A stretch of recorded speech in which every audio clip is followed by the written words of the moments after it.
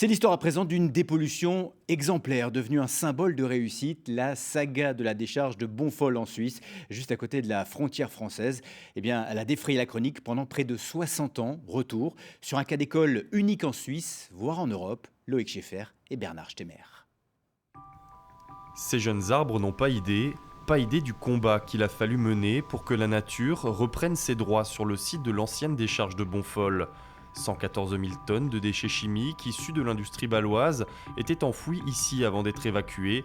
Une saga de plusieurs décennies, unique par son ampleur. Et c'est dans ce petit ruisseau à Pfetterous que tout démarre. Nous sommes alors dans les années 70, à quelques kilomètres de la Suisse et de la décharge. Il y avait la couleur de l'eau, évidemment, qui était jaunâtre, qui était jaune-rouge. Et c'est à partir de là qu'on a pu faire le lien et qu'on a pu faire le joint entre la couleur de l'eau et les produits qui étaient dans la décharge. Au saumâtre, poisson qui meurt, jusqu'alors enterrer des déchets était révolutionnaire. L'usage consistait plutôt à tout déverser dans les fleuves. Seulement, à Bonfol, la marmite de produits chimiques déborde régulièrement.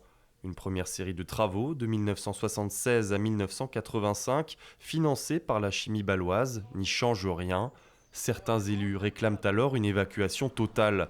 Ils ne seront entendus qu'en 2000, après une opération coup de poing de militants de Greenpeace qui occupent le site pendant 15 jours. On s'est battu pendant près de 20 ans pour régler ce problème écologique.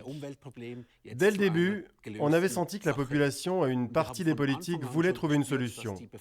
Mais c'est uniquement avec la pression conjointe de Greenpeace, de ses activistes et du collectif Bonfol qu'on a pu remporter cette victoire.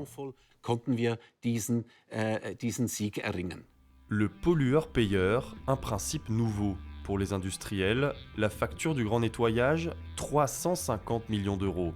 Entre 2010 et 2016, cette immense halle d'excavation devient le théâtre d'une dépollution exemplaire.